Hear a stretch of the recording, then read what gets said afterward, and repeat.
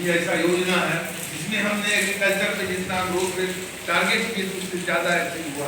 उसके बाद तो हमें काफ़ी कुछ देखना पड़ा, निराशा ही बहुत जगह हाथ लगी, कुछ काम नहीं हुआ।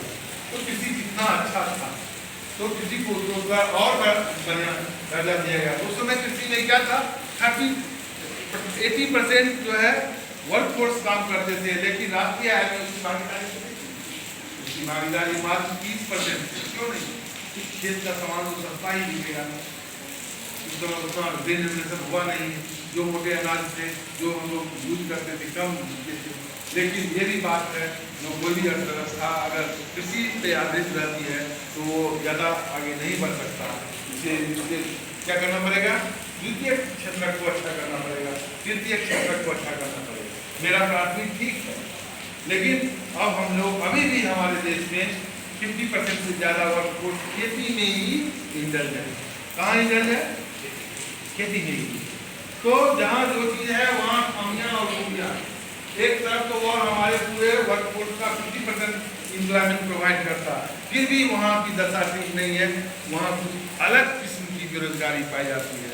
तो हम भारत में बेरोजगारी का जब भी जिक्र करेंगे, जो अनएम्प्लॉयमेंट का जिक्र करेंगे, वोट खड़ा है आपका टिका देंगे। जो अनएम्प्लॉयमेंट का जिक्र करेंगे तो वो सबसे पहले हम एग्रीकल्चर में करेंगे। एग्रीकल्चर में ये ज़्यादा हमको है गड़बड़ा करेंगे। तो हमारे कहने का मतलब, हमारा एग्रीकल्चर में जो है सबसे पहला जो है वो है मौसमी बेरोजगारी। भारत में बेरोजगारी कौन सा है? मौसमी बेरोजगारी कृषि में पाया जाता है। मौसमी बेरोजगारी, मौसमी बेरोजगारी क्या है बेटा?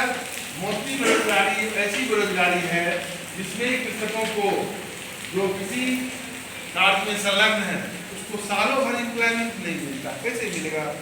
ये चीज़ तो डेली परचून का दुकान नहीं है जो डेली सामान का खाना बनेगा। खेती में जिस समय हमारा रोपनी होता है, निकोनी होता है, पटौनी होता है या कुछ होता है, जब हमारा प्लांट डेवलप कर जाता है, थोड़ा सा बड़ा होता है, तो उसमें कोई वर्क फोर्स की जरूरत नहीं है, कभी कदार सिंचाई की जरूरत है। तो ऐसे में हमारा जो अनऑर्गेनाइज सेक्टर में खेती में काम कर रहे हैं जो कृषक जन या जन भारत का, उनका रोजमर्रा की जिंदगी कैसे निकलेगी? तो वो मुख्य समय में रह करके शेष दिवस में वो माइग्रेट करते हैं, प्रवासन करते हैं। कहाँ करते हैं प्रवासन? बिहार के लोग कहाँ जाते हैं? पंजाब, उत्तरांचल, दिल्ली, मुंबई, साउथ है कि नहीं, या शहर में चले जाते हैं और वहाँ कुछ दिन काम करने के बाद जब कटनी का समय आता है तो फिर आ जाते हैं। तो मौसमी बेरोजगारी एक ऐसी बेरोजगारी है जिसमें व्यक्ति जनों को क्या है, हमेशा काम नहीं मिलता है, तो कुछ काम करके वो शेष दिनों के लिए अपने घर की चलाने के लिए बाहर अन्यत्र चले जाते हैं और वहाँ से पैसा लाते हैं, फिर कटने के समय आ जाते हैं या फिर दूसरा फसल के समय में आ जाते हैं। उससे उसका घर अच्छा से चलता है, आर्थिक राशि भी मिल जाती है, जिससे वो किसी को और अच्छा से करके और अच्छा कर देता है। ये हुआ हमारा मौसमी बेरोजगारी। फिर दूसरा जो बेरोजगारी है वो है गुप्त बेरोजगारी। गुप्त है उसको कहेंगे हम छिपी हुई या प्रच्छन्न, छिपी हुई बोलेंगे, और या क्या बोलेंगे, प्रच्छन्न बोलेंगे, या उसी को इंग्लिश में बोलेंगे डिस्गाइज। डिस्गाइज क्या होगा? डिस्गाइज आपको बड़े क्लास में हम बताएंगे, मैथ्स की जरूरत होती है, कैलकुलस की, मैं पढ़ा हूँ ये का स्टूडेंट। तो उसमें क्या होता है, डबल डिफरेंशिएट करेंगे, डी/dx को डेवा करते हैं, है ना, तो उसमें मार्जिनल आता है। आपको समझा दिए हैं हम सीमांत, इसको टेक्निकली बोलेंगे when marginal productivity of labour is equal to 0, that is called disguise unemployment. तो बस ये सबको नहीं समझ में आएगा, है ना, तो इसकी चर्चा हम थोड़ा देर से करेंगे। हम एक उदाहरण के जरिए आपको बताना चाहते हैं, जो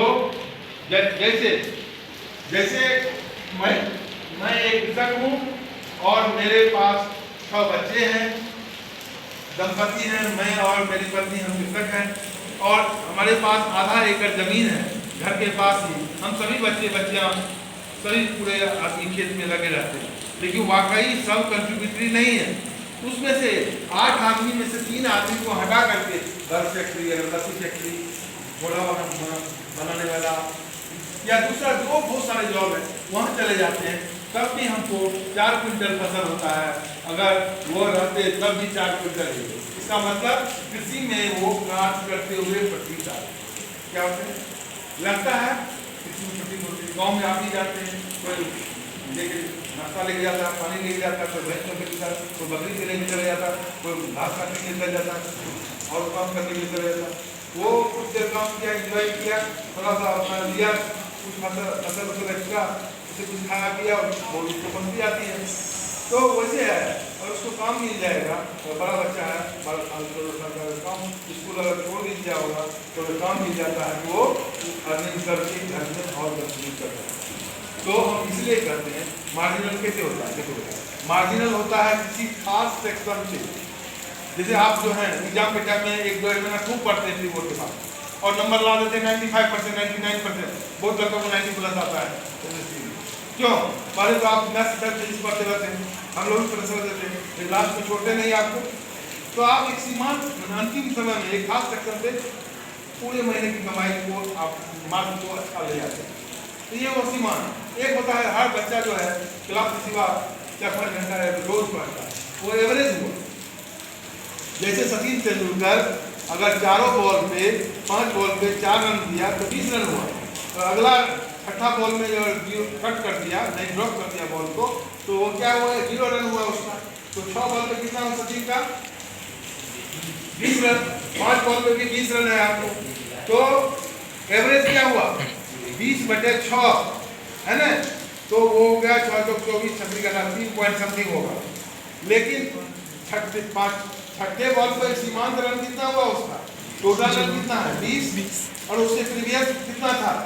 20। 5 बॉल में कितना? 20। तो वहां जो सीमांत निकलेगा उस सेक्शन से वो 0 रन बताया। 20 टोटल रन में TRN - TRN-1 प्रीवियस है ना। तो n-1 क्या हुआ? छठा बॉल पे पड़ा 1 बॉल, 5वां बॉल, उसमें 20 और 20 यही मार्केट है। अगर उसको एक उदाहरण दे दिए हम बॉल के, तो सीमांत क्या है?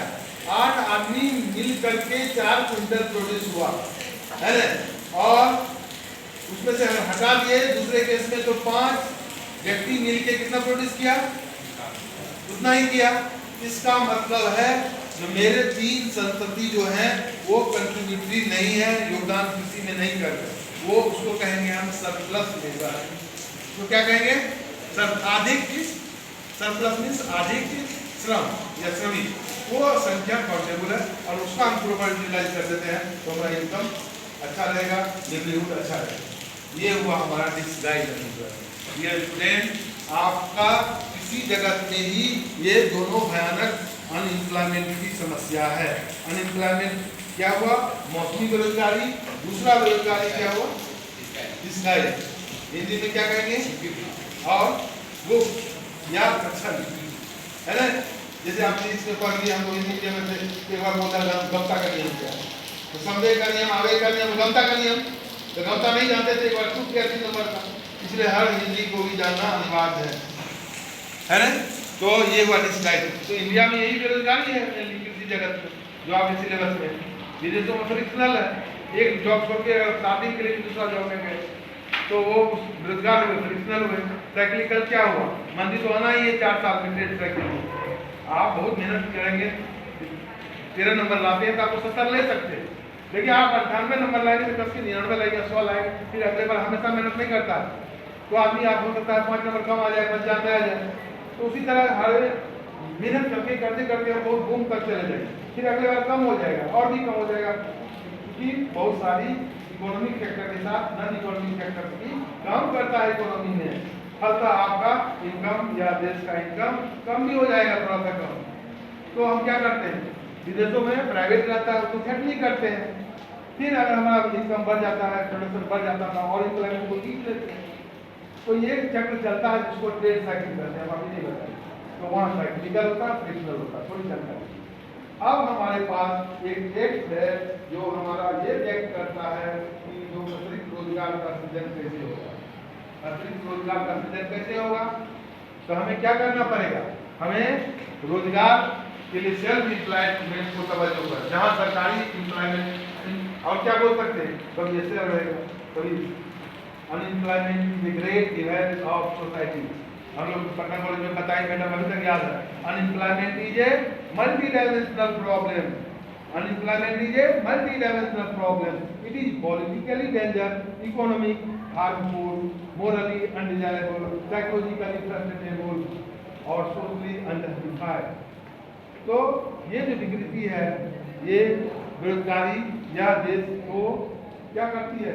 एक बड़ी बीमारी है जिसमें सरकार का गरीबी और बेरोजगारी दूर करने का अगर सिंगल पॉइंट प्रोग्राम किसी भी सरकार का होगा तो यही removal of poverty and unemployment. एक सूत्री प्रोग्राम भी होगा जिसको संज्ञान में लेना अनिवार्य है। तो अब अतिरिक्त रोजगार के लिए सरकार को सबको जॉब मिल सकती है, तो हमें क्रिएट करना पड़ेगा। जैसे किसी जगत में ही जो डियर स्टूडेंट हमारे 80% आबादी अच्छा काम किया आजादी के पश्चात, हमने जितना चाहा उससे बहुत अच्छा हुआ। कोरोना काल में आप देखिए बिहार कितना पिछड़ा हुआ इलाका था। आप दिल्लियों के टेलीविजन में अवश्य देखे होंगे, गर्मी होंगे कितना दौड़ते